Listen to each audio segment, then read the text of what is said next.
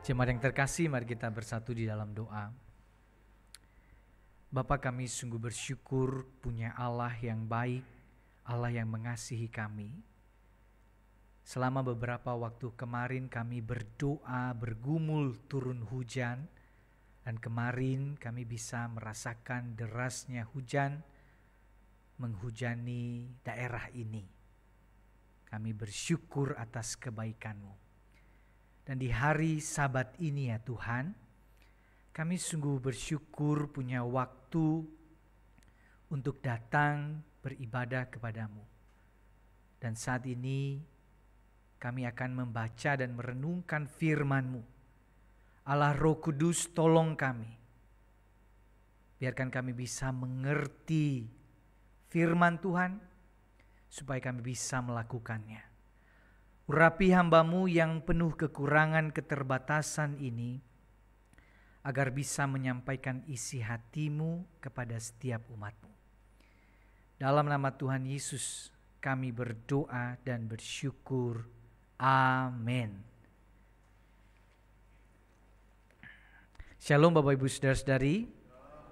Kita bersyukur hari ini kita bisa beribadah saudara-saudara, dan saat ini saya mengajak setiap kita Bapak Ibu Saudara-saudari, kita akan merenungkan satu tema yang bicara tentang transformasi rohani menjadi keluarga yang memuji dan melayani Tuhan. Saudara-saudara, saya ingin mengajak setiap kita untuk membuka satu bagian firman Tuhan, saudara.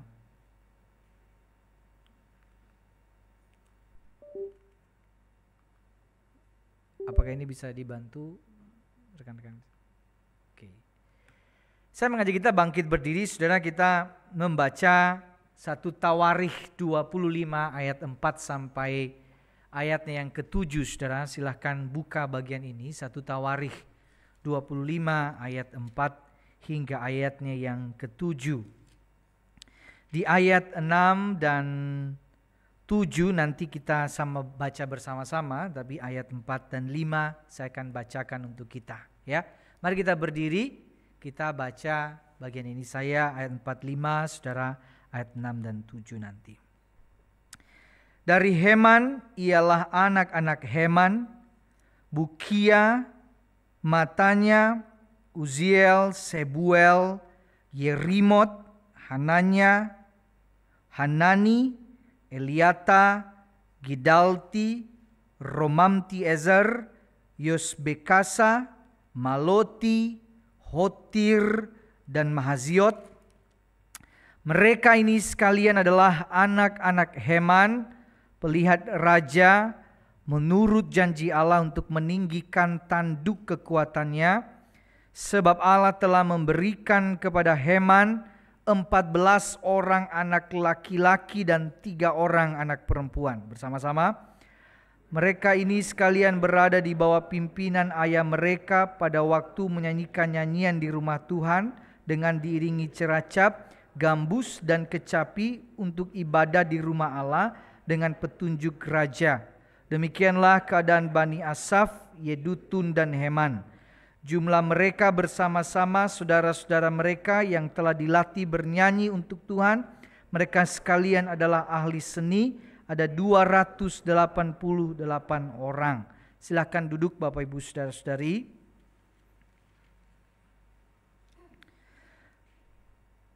Bapak Ibu Saudara-saudari, pada abad ke-18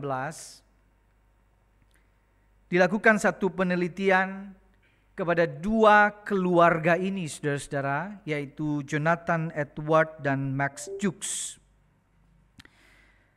Lalu diselidiki bagaimana keturunan mereka setelah kurang lebih 100-200 tahun setelah mereka meninggal.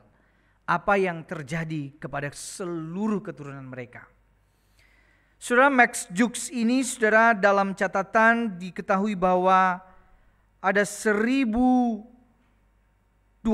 keturunannya.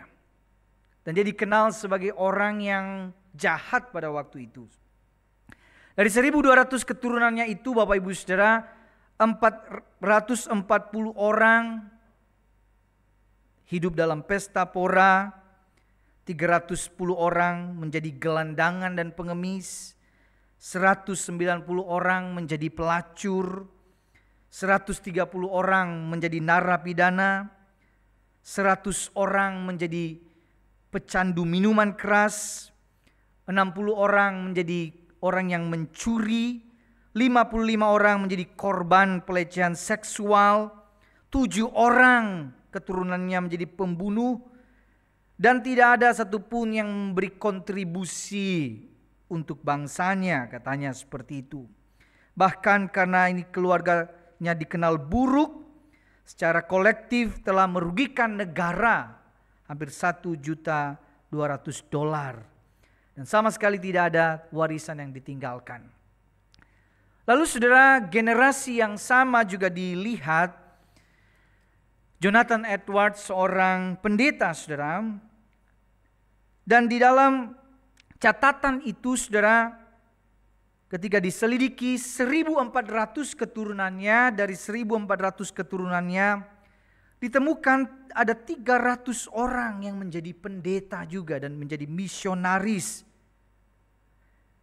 Ada 120 orang jadi profesor. Ada 110 orang menjadi pengacara. Ada 60 orang menjadi pengarang bermutu. Ada 60-an orang menjadi dokter. Ada 30 orang menjadi hakim agung. Ada 14 orang menjadi rektor universitas. Ada 3 orang menjadi anggota Kongres Amerika. Ada 3 orang menjadi wali kota. Ada 3 orang menjadi pegawai kota. 2 orang menjadi menteri keuangan. 1 orang menjadi wakil presiden Amerika pada waktu itu. Bapak Ibu saudara-saudari, apa kesamaan dari 2 tokoh ini, saudara? Sama-sama punya banyak anak, punya banyak keturunan. Tapi apa yang membedakan keduanya?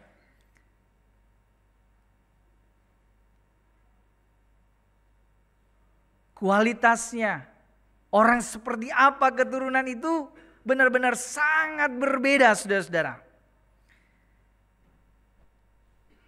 Max Jukes tidak mewariskan moralitas dan iman kepada anak cucunya, dan itu ternyata yang diwariskan yang tidak mewariskan iman itu. Jonathan Edwards mewariskan apa yang baik, dan itu diwariskan sampai ratusan tahun setelah dia hidup. Luar biasa sekali, dan sampai itu berdampak luar biasa. Dan kalau kita coba bertanya kepada diri kita, saudara, kita tahu dengan istilah pohon keluarga. Kira-kira kalau kita melihat keluarga kita ke belakang, kakek buyut kita, mungkin kita tidak bisa ubah apa-apa tentang mereka. Tetapi kalau seandainya di generasi kita sekarang, apakah kita bisa membayangkan setelah ratusan tahun nanti kira-kira generasi keturunan kita jadi apa, saudara? Kira-kira mirip Bapak Jonathan Edwards atau mirip Max Jukes itu? Kita maunya seperti apa? Kira-kira mau kayak Pak Jonathan atau Pak Max, saudara? Maunya? Maunya kayak Pak Jonathan ya. Pengen ya. Keluarga, keturunan kita adalah orang-orang yang juga mengasihi Tuhan. Saudara, Presiden Amerika Serikat Abraham Lincoln pernah berkata begini, saudara. Saya nggak peduli siapa kakek saya. Yang saya risaukan adalah akan jadi apa cucu saya nanti. Kita tidak bisa mengubah pohon keluarga kita di atas susah dan tidak bisa diubah, saudara.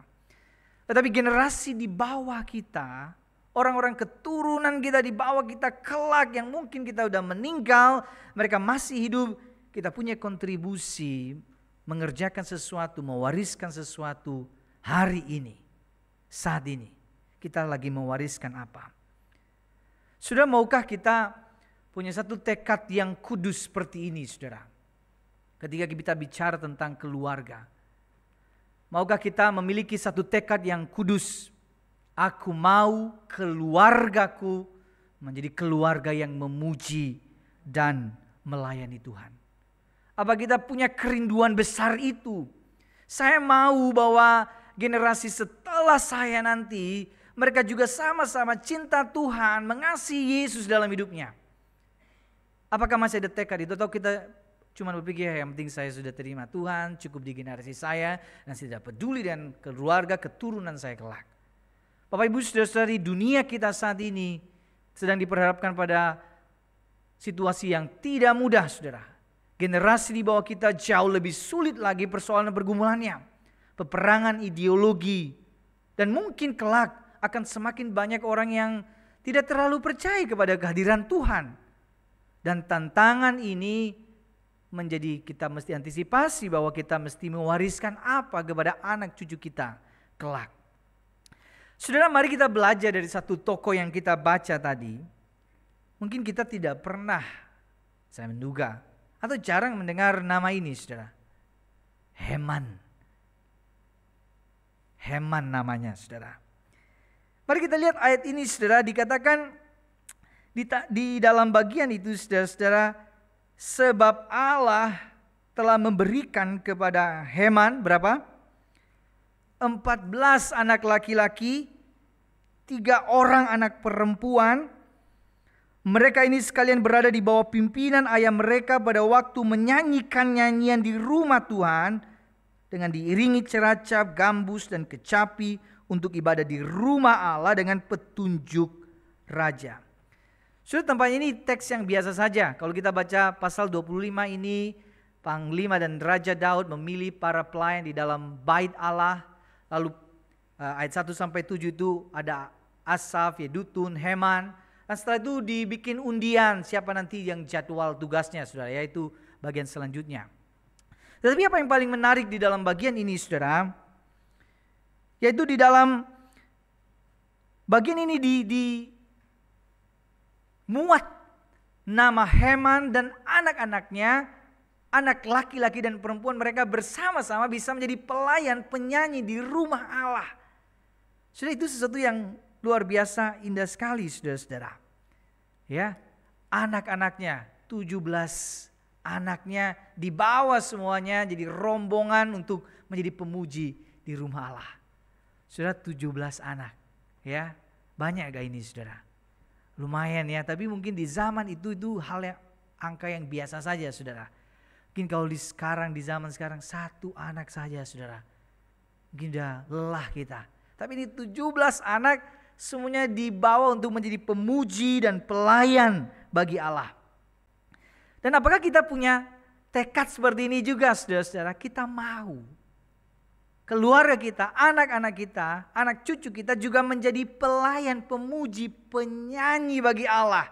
Mereka hidup melayani, mengasihi Allah di dalam kehidupan mereka. Apakah kita punya satu tekad kudus ini? Aku mau keluargaku menjadi keluarga yang memuji dan melayani Tuhan. Saudara, dari teks ini, saudara, kita belajar begini ya. Ada 3 cara untuk mewujudkan tekad kudus menjadi keluarga yang memuji dan melayani Tuhan. Yang pertama, baca sama-sama, 1, 2, 3. Harus sadar diri. Saudara, harus sadar diri. Maksudnya apa? Harus sadar diri semua pemberian Allah. Di ayat 5 dikatakan seperti ini, saudara. Mereka ini sekalian adalah anak-anak Heman, pelihat raja menurut janji Allah, meninggikan tanduk kekuatannya. Sebab Allah telah memberikan kepada Heman 14 anak laki-laki dan 3 orang anak perempuan. Sebab Allah memberikan kepada Heman, memberkati Heman, menganugerahkan kepada Heman anak-anak 14 laki-laki dan 3 orang perempuan. Itu adalah pemberian dari Allah. Bahasa aslinya sudah akar katanya adalah Natan. Dan Natan ini artinya adalah pemberian Allah, anugerah Allah. Saudara-saudara, ada satu kata yang sama di dalam 1 Samuel menggunakan kata Natan ini, yaitu ketika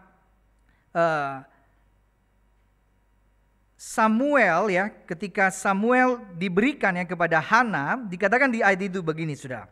Untuk mendapat anak inilah aku berdoa dan Tuhan telah memberikan kepadaku. Tuhan telah Natan kepadaku apa yang kuminta daripadanya. Dan respons ya Hana waktu itu adalah mempersembahkan anak yang sudah diberikan kepada dia.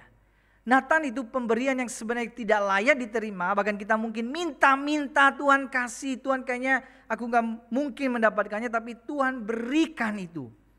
Dan ketika diberikan responsnya adalah aku pengen kembalikan itu untuk menjadi pelayan. Untuk memuliakan Tuhan. Dan Heman sadar ini saudara-saudara. Heman sadar bahwa anak yang banyak ini adalah pemberian Allah. Waktu dia sadar ini pemberian Allah. Lalu kemudian dia ingin memberikan kembali anak-anak ini untuk menjadi pelayan, menjadi pemuji bagi Allah. Ini penting sekali bagi kita saudara-saudara bahwa kita mesti sadar bahwa Allah lah yang memberikan. Anak itu titipan dan sehingga kita mempersembahkan mereka untuk memuliakan Tuhan. Sadar diri itu penting dan jangan sampai kita lupa dan gak tahu diri bahwa semuanya pemberian Allah. Kerjaan siapa yang berikan saudara? Harusnya sama seperti ini. Allah telah memberikan pekerjaan kepada saya. Lalu sebagai rasa syukur saya apa? Seharusnya sebagai rasa syukur saya mau memuliakan dan melayani Tuhan. Sebagai ungkapan syukur saya. Kadang sudah ada orang-orang yang minta Tuhan kasih saya kerjaan. Pas dikasih kerjaan dia udah lupa sama Tuhan. Gak ada waktu lagi melayani, gak ada waktu beribadah. Gak ada lagi waktu untuk datang ke hadirat Allah. Ada orang-orang minta Tuhan aku pengen punya pacar, pasangan. Tapi pas sudah punya pacar, punya pasangan. Lupa bahwa prioritas harusnya kita datang kepada Tuhan. Waktu kita minta sama Tuhan, Tuhan kasih, kata kita lupa dengan Tuhan yang memberikan itu. Sudah kita mesti sadar Allah yang memberikan. Allah yang memberikan kehidupan. Allah yang memberikan kesehatan. Kita suka berdoa, kan ada rumusan doanya kan, apa yang mau didoakan? Pekerjaan, kesehatan, keluarga, itu ya saudara normatif sekali ya. PKK itu ya sering kita doakan. Tapi pernah nanya, kalau Tuhan kasih pekerjaan, Tuhan kasih kesehatan, Tuhan baikin semua keluarga kita hal-hal yang baik. Terus buat apa? Ini buat apa? Apa kita mau bawa ini untuk menjadi persembahan yang harum bagi Tuhan? Kita kadang suka lupa dengan ini. Bahwa Allah yang memberikannya kepada kita. Kita hidup, sehat, masih bisa jalan, masih bisa ada sampai sekarang. Lalu kalau ada buat apa hidup ini? Apakah kita tahu bahwa kalau Allah memberikan lalu sebagai ungkapan syukur saya mau persembahkan hidup saya untuk kemuliaan nama Tuhan. Saudara-saudara, perlu kita terus bertanya kepada diri kita, saudara. Kalau Allah sudah memberikan, lalu ini buat apa? Apa ungkapan syukur saya? Saya pernah bertanya bagi kita yang sudah menikah, lalu pernikahan itu buat apa? Dikasih anak itu buat apa? Dikasih cucu ini buat apa? Apakah kita sungguh-sungguh sadar bahwa ketika saya sadar bahwa ini pemberian Allah? Apakah opa oma punya waktu khusus untuk berdoa bagi anak cucunya begitu? Tuhan saya mau mereka bukan hanya diberkati secara finansial, bukan hanya diberkati dalam pekerjaan-pekerjaan mereka, tapi saya mau mereka hidup saleh di hadapan Tuhan. Mereka sayang sama Tuhan Yesus, mereka kenal Tuhan Yesus. Apakah ada doa itu yang kita naikkan? Kalau kita ngobrol, telepon anak, telepon cucu, nanya apa biasanya? Bulan ini kok gak dikirim sih? Gitu. Atau apa biasanya saudara? Apa kita tanya mereka, kamu udah berdoa belum hari ini? Kamu udah ke gereja hari ini? Apakah pertanyaan-pertanyaan kita sedang membawa mereka untuk mengingat Allah dalam hidup mereka? Saudara, kalau kita mau menjadi keluarga yang memuji dan melayani Tuhan, harus sadar diri semua ini pemberian Allah. Saudara, sadar diri itu amat sangat penting. Saudara, saya ini masih pakai gips di sini saudara. Dan ini membuat saya sadar diri sebenarnya. Saya sadar saya cuma manusia biasa saudara. Saya bukan pemain film India. Kalau pemain film India jatuh berkali-kali masih sehat-sehat terus ya saudara ya. Perlu ada kesadaran diri kita ini bukan siapa-siapa di hadapan Allah. Kesadaran itu menjadi sangat penting. Kita ini siapa di hadapan Allah. Semua yang kita punya saat ini bukan usaha dan upaya kita. Nathan, Allah yang memberikan, Allah yang menganugerahkannya kepada kita. Maka penting bagi kita saudara, kalau kita mau keluar kita menjadi pemuji, pelayan bagi Tuhan, harus sadar diri kita ini bukan siapa-siapa tanpa anugerah daripada Allah kita. Saudara-saudara, yang kedua, ya pertama tadi harus sadar diri, yang kedua adalah mulai dari diri saudara. Mulai dari diri. Mulai dari diri maksudnya apa? Mulai dari diri menjadi contoh dan teladan. Ya, di ayat yang ke-6 dikatakan seperti ini Bapak Ibu. Mereka ini sekalian berada di bawah pimpinan ayah mereka pada waktu menyanyikan nyanyian di rumah Tuhan dengan diiringi ceracap, gambus dan kecapi. Mereka ini sekalian berada di bawah pimpinan. Nah, kata aslinya pimpinan itu adalah yad, tangan. Berarti saudara-saudara, waktu ketika Heman ya itu menggunakan tangannya sendiri, dia turun tangan sendiri, membimbing satu persatu anak-anaknya, mereka menjadi penyanyi bagi Allah. Hebat ya. Ini istilah yang sangat baik sekali, sudah tangan kita sendiri turun tangan untuk membawa mereka ikut Tuhan itu. Jadi kita nggak cuman tangan kita ini nggak cuman nunjuk, kau rajin ikut Tuhan, kau datang ke gereja, kau baca Alkitab, tangannya cuman nunjuk-nunjuk, tapi tangan ini sudah ikut mengambil begini loh caranya. Saya kasih contohnya. Saya tunjukkan bagaimana wujudnya. Tunjukkan kepada mereka. Turun tangan. Dan ini yang sangat penting sekali bagi kita saudara-saudara. Ketika Heman menggunakan tangannya satu persatu. Khususnya saudara, kenapa disebut ayah? Di bagian awal Yedutun, Asaf juga ayah mereka ikut serta. Emang penting sekali peranan ayah. Turun tangan. Membawa keluarganya, anak-anaknya. Untuk menjadi pemuji dan pelayan Tuhan. Ayah. Saya juga sudah jadi ayah. Dan saya rasa ini berat sekali saudara. Tanggung jawabnya besar. Tapi ayah itu punya tanggung jawab besar.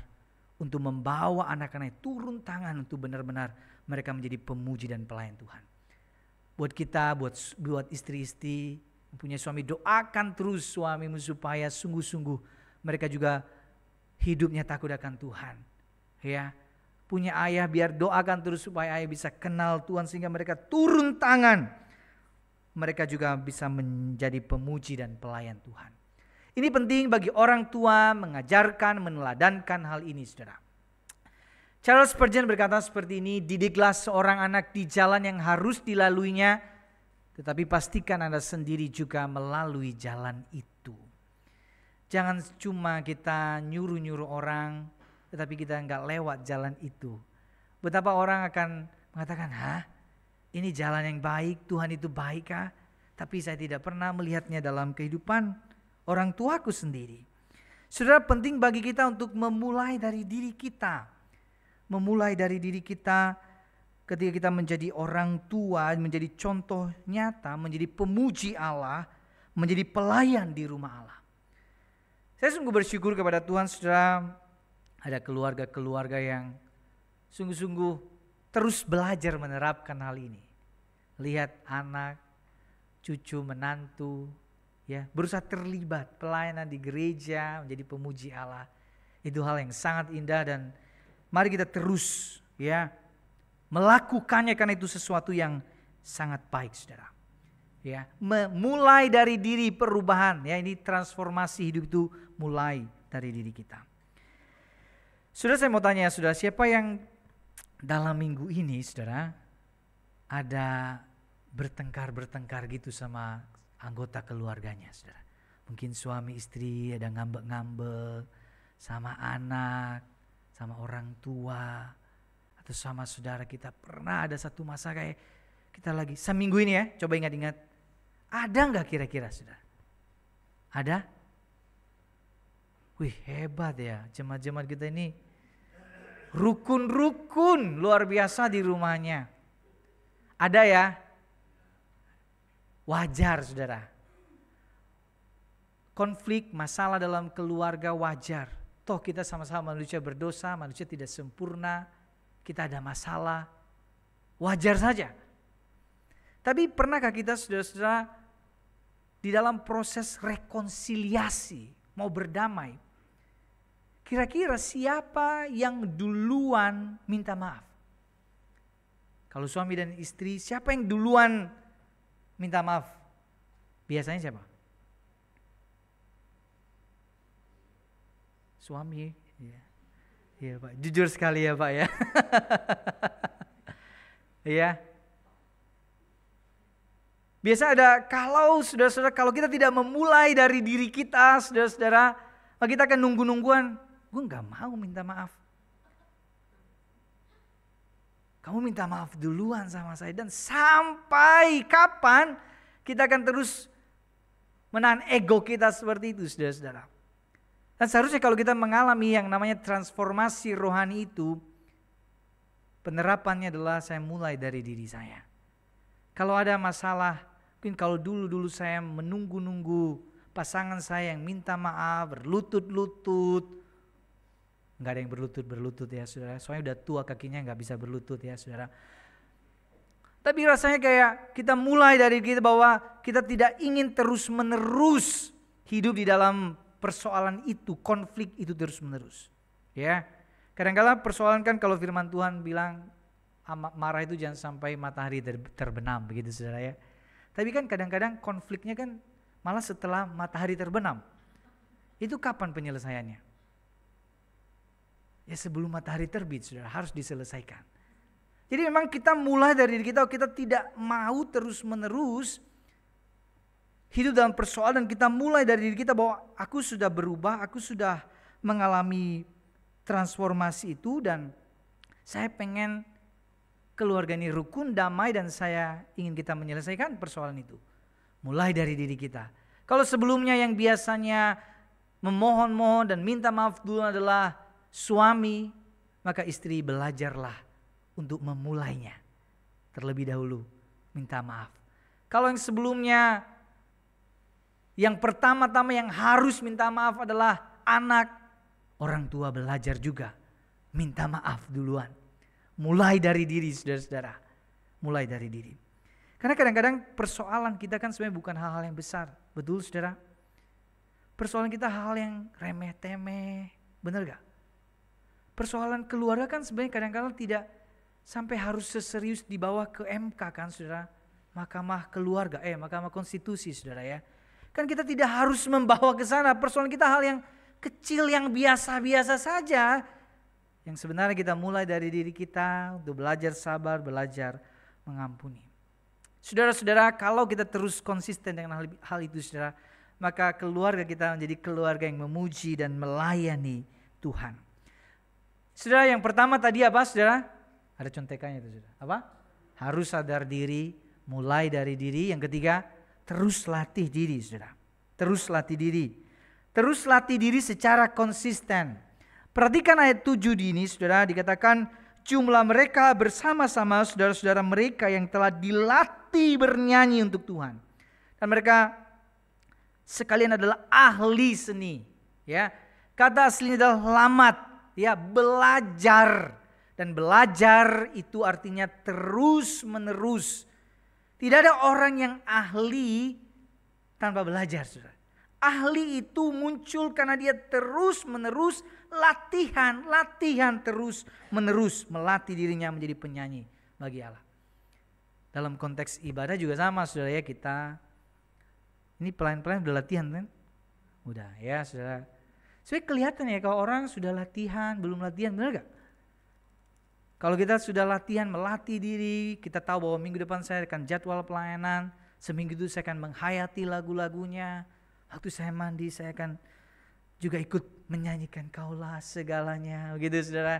Di mobil saya akan juga nyanyikan pujian itu, sehingga penghayatan itu muncul dan kelihatan ya saudara-saudara, rekan-rekan melatih diri. Dan itu sangat baik ya. Kita mempersiapkan dengan baik, melatih diri kita untuk menjadi pemuji dan pelayan bagi Allah. Saudara-saudara, jemaat juga sama saudara ya. Mesti melatih diri ketika kita datang beribadah kepada Tuhan. Datang dengan semangat kesungguhan hati, memuji, melayani Tuhan. Ya, ketika kita bernyanyi saudara, kita dengan kesungguhan hati gak kita bernyanyi. Ya, apakah kita datang dengan benar-benar hati yang menghayati setiap lirik-liriknya dan kita mengeluarkan suara yang terbaik yang kita bisa berikan untuk memuji Allah kita. Atau kita, aduh pagi masih ngantuk nih. Saudara-saudara, kita mesti melatih diri kita untuk menjadi pemuji dan pelayan bagi Allah. Bapak Ibu saudara-saudari, ada 3 cara tadi saudara. Mewujudkan tekad kudus menjadi keluarga yang memuji dan melayani Tuhan. Pertama, harus sadar diri. Yang kedua, mulai dari diri. Yang ketiga, terus latih diri kita. Bapak Ibu saudara, proses latihan belajar yang dapat menolong kita mewujudkan tekad kudus menjadi keluarga yang memuji dan melayani Tuhan. Saya berikan 3 beberapa praktek yang bisa kita lakukan di rumah kita, saudara. Yang pertama, menghadirkan simbol atau aktivitas rohani di dalam rumah kita. Ini penting, saudara. Meskipun tidak amat sangat bisa mempengaruhi, tetapi ini baik. Maka ini namanya proses, jadi jangan berhenti di sini. Misalnya begini, saudara ya. Di rumah kita ada salib, ya tentu tujuannya bukan supaya setan gak masuk, bukan itu saudara. Tetapi kita pengen menghayati bahwa ini ada Yesus di rumah ini gitu loh. Simbol itu penting. Ada ayat-ayat kitab tertera di dinding, ada lukisan rohani. Karena kita ini makhluk visual, bener kan?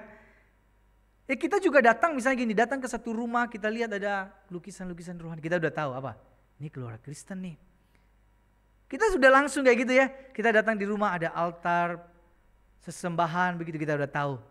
Mereka identitas mereka dari apa yang dilihat. Ini penting saudara.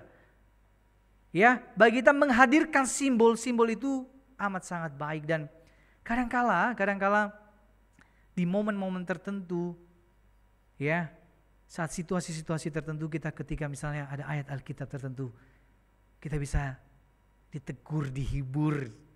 Kita memandang satu salib mungkin saat itu kita bisa mengingat kepada Kristus. Saudara, waktu di ruang tempat kerja saya, saudara, jujur saya sempat mengeluh sama Tuhan, saudara ya. Jadi kan gak bisa ngetik pakai tangan kanan begitu, saudara. Aduh, saya bilang ini gak bisa ngerjain apa-apa gitu. Ketika dongkol itu, saudara, di sudut ruangan itu ada satu ayat dari Amsal. Hati yang gembira adalah obat, tapi semangat yang patah mengeringkan tulang. Aduh, saya bilang pengen cepat-cepat sembuh dah. Hati yang gembira obat katanya gitu ya saudara. Ini rasanya kayak keluar dari itu ya. Ngapain sih mengeluh gitu. Coba bersyukur dan melihat apa hal baik yang dialami. Dan ternyata ketika bersyukur ya saudara. Saya mengerjakan beberapa hal ya. Saya rasa oh iya ada opsi-opsi lain tuh mengerjakan naskah khotbah. Mengerjakan beberapa hal ya. Pakai teknologi. Jadi saya ngomong dia catat begitu saudara. Jadi oh iya seru juga ya. Saya bilang Bapak Ibu saudara-saudara, koma dia tulis juga koma gitu ya. Jadi ada hal-hal baik yang ketika kita bersyukur saudara-saudara, maka sebenarnya kita tidak perlu banyak mengeluh sama Tuhan ya. Perlu menghadirkan simbol-simbol itu. Lalu membaca Alkitab fisik, ini contohnya saudara, membaca Alkitab fisik. Membaca Alkitab fisik. Seringkali gini saudara ya, kalau kita di rumah, kan kadang gini, main HP terus kerjaan, padahal kita baca Alkitab ya gitu ya. Enggak sih, kayaknya sih saudara main TikTok ya banyakan ya. Enggak, misalnya gini deh, kita kebaca Alkitab. Tapi kan kadang karena udah stigmanya kan main HP terus kerjanya. Maka coba menghadirkan simbol-simbol ini penting. Membaca ini dan itu kan membuat, oh iya dia lagi baca Alkitab. Ini dihadirkan ya, itu sangat baik. Jadi ada yang dilihat, oh mama saya lagi baca Alkitab. Jadi yang dari pikiran mama saya lagi main HP terus kerjaannya. Ya gitu saudara. Menghadirkan simbol-simbol itu amat sangat-sangat penting. Ya, misalnya mendengarkan dan menyanyikan lagu-lagu rohani, saudara. Itu juga sangat baik ya, meskipun suara kita pas-pasan. Tapi ketika kita memuji Tuhan melalui mulut kita, itu kan didengarkan. Oh iya, papa mama itu sedang memuji menyembah Tuhan. Dan itu perlu divisualkan saudara-saudara. Ya. Yang ketiga ini saudara, mesbah keluarga. Ya, ada seorang ahli berkata begini. Praktik mesbah keluarga seperti alat peraga kepada anak bagaimana berdoa dan beribadah. Kalau saudara sudah melakukannya, ini hal yang baik. Ya, ada doa malam, ada doa pagi atau apapun itu, ada doa bersama sebelum makan. Anak keluarga lihat, oh gini ya caranya berdoa. Oh gini ya caranya beribadah. Jadi perlu ada alat peraga-peraga itu yang di momen-momen tertentu itu kan terpatri di hatinya. Ketika dia besar dia akan ingat, oh iya papa pernah lakukan itu, doakan saya, pegang kepala saya, dia berdoa, dia mengucapkan berkat atas saya. Dan itu hal yang sangat baik dan perlu diperagakan. Ya, jadi perlu diperagakan. Tetapi jangan berhenti sampai di sini saudara-saudara. Yang kedua, ini mempercakapkan hal-hal rohani yang membangun kecintaan kepada gereja, baik tersirat ataupun secara langsung saudara-saudara. Ya. Jadi kehadiran, kehidupan bergereja itu kita mesti banyak percakapkan dalam kehidupan di rumah kita kepada saudara, kepada anak, kepada keluarga kita. Jadi ceritanya apa? Bukan cerita-cerita negatif yang malah menimbulkan antipati keluarga kita terhadap gereja. Saudara. Emang kan gereja gak sempurna. Gereja banyak sekali hal yang kalau kita sorot banyak yang bisa kita kritik saudara-saudara. Tapi mau gak kita yang kita ceritakan tuh keindahannya supaya keluarga tuh gak menjadi antipati sama gereja sendiri. Kita percakapkan itu, oh iya ada hal baik yang terjadi di gereja, saya tadi bertemu dengan bapak ini, dia seperti ini ya, dia udah mulai kenal Tuhan. Hal-hal baik itu kita ceritakan dalam kehidupan rumah kita sehingga keluarga tuh tidak menjadi anti dengan gereja sendiri. Ya, diceritakan saudara, lalu kita bisa mendorong keluarga kita hidup takut akan Tuhan. Buat orang-orang tua, saudara, secara khusus buat opa oma ya saudara. Itu wibawanya luar biasa saudara, kalau sudah jadi opa oma. Enggak ada yang bisa ngalahin jadi opa oma saudara. Kita maksa-maksa saja jadi opa gak bisa saudara. Kecuali opa Korea ya mungkin. Mirip dikit lah ya saudara ya. Tapi itu wibawanya luar biasa jadi punya cucu saudara. Gak semua orang bisa punya cucu. Tapi kalau saudara dipercayakan, bapak ibu, opa oma dipercayakan jadi nenek, jadi kakek. Wibawanya besar untuk bisa ngomong sama anak, sama cucu. Kamu udah ibadah belum hari ini? Kamu udah berdoa belum hari ini? Kamu bagaimana kehidupan kerohanianmu? Ya, itu wibawanya luar biasa. Orang tua juga sama saudara-saudara. Mesti mempercakapkan, mendorong anak-anaknya untuk betul-betul jangan sampai dia hilang. Ya tinggalkan Tuhan. Ya ketika ada anak kita mulai undur dari gereja, dari pelayanan. Wibawa itu muncul. Wibawa yang penuh keteladanan. Kita ajak, kita dorong dia untuk ikut Tuhan dan jangan melupakan Tuhan. Soal proses yang ketiga yang paling penting. Ya kalau kita memperlihatkan, mempercakapkan, yang ketiga adalah menghidupkan nilai-nilai Kristen dalam menjalankan peran dan menghadapi situasi yang sulit saudara. Dan ini sangat penting. Kadang mungkin yang pertama tidak perlu ada simbol-simbol, tapi kalau yang ketiga ini kita hidupkan itu luar biasa dampaknya. Ketika ada masalah, apa kita sungguh pertama-tama yang kita cari itu Tuhan terlebih dahulu. Ketika ada masalah, ketika ada pergumulan, ada situasi sulit, kita datang berdoa enggak kepada Tuhan. Kita ajak keluarga kita, yuk. Papa, mama, anak, cucu, mari datang berdoa sama Tuhan. Kita mau sama-sama menyerahkan persoalan pergumulan ini sama Tuhan. Karena kita sadar bahwa tanpa Tuhan kita enggak bisa. Kita enggak mampu. Tapi bersama Tuhan kita bisa melewati situasi sulit itu. Saudara menjadi kakek, nenek, orang tua, anak, suami, istri. Apa kita sungguh-sungguh menghidupi firman itu? Nilai yang kita hidupi itu jauh lebih kuat saudara-saudara. akan terpatri dalam hati orang-orang di rumah kita. Ketika kita ada masalah, bukan menggerutu yang muncul, tapi pujian, syukur dan pengharapan kepada Tuhan. Orang keluar kita akan melihatnya. Dan kalau kita terus melatih ini Bapak Ibu Saudara-saudara, kita akan sungguh-sungguh menjadi keluarga yang memuji dan melayani Tuhan. Saudara, terakhir saya kutip dari Bapak Jonathan Edward tadi, yang kita pengen keluarga kita sama seperti dia. Kita baca sama-sama bagian ini, 1, 2, 3. Setiap keluarga Kristen harus menjadi seperti gereja kecil yang dipersembahkan kepada Kristus serta dipengaruhi dan dipimpin sepenuhnya oleh perintah-perintahnya.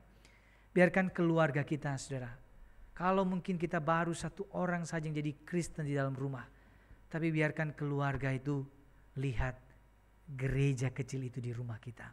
Kalau kita sudah keluarga Kristen, biarkan kehidupannya itu menghadirkan kehidupan bergereja, kehidupan kasih Kristus itu nyata di dalamnya. Mari kita tundukkan kepala kita, mari kita berdoa, saudara. Mari kita, saudara, merenungkan apa kira-kira yang Tuhan pesankan kepada kita. Apakah tekad kudus yang mau kita komitmenkan di hadapan Tuhan? Mari datang kepada Tuhan. Kalau kita menjadi seorang suami, jadi seorang istri, jadi seorang anak, jadi orang tua, komitmen apa yang ingin kita buat di hadapan Tuhan? Kita mau menghadirkan Kristus di tengah-tengah keluarga kita.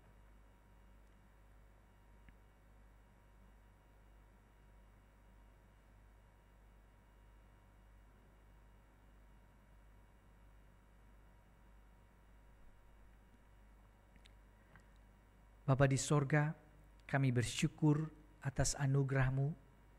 Hari ini kami bisa membaca dan merenungkan kebenaran firman-Mu. Kami belajar dari Heman yang membawa anak-anaknya menjadi penyanyi-penyanyi di rumah Allah. Biarlah semangat ini, tekad kudus ini juga ada dalam hati kami anak-anak-Mu, supaya kami sungguh-sungguh membawa keluarga kami untuk memuji dan melayani Tuhan. Kalau ada keluarga kami yang masih belum mengenal Tuhan, biarlah sungguh-sungguh melalui kehadiran kami, mereka bisa mengenal Yesus sebagai Tuhan dan Juru Selamatnya. Kalau ada keluarga kami yang mungkin jauh, mulai undur dari gereja, undur dari pelayanan, biarlah kehadiran kami di rumah sungguh-sungguh menjadi teladan yang membawa mereka kembali mengingat siapa Tuhan dalam hidupnya. Terima kasih Tuhan, hamba-Mu telah selesai berbicara. Biar Roh Kudus-Mu yang terus meneguhkan setiap umat-Mu dan mempraktikkan firman-Mu. Ini doa kami di dalam nama Tuhan Yesus Kristus. Kami berdoa dan bersyukur. Amin.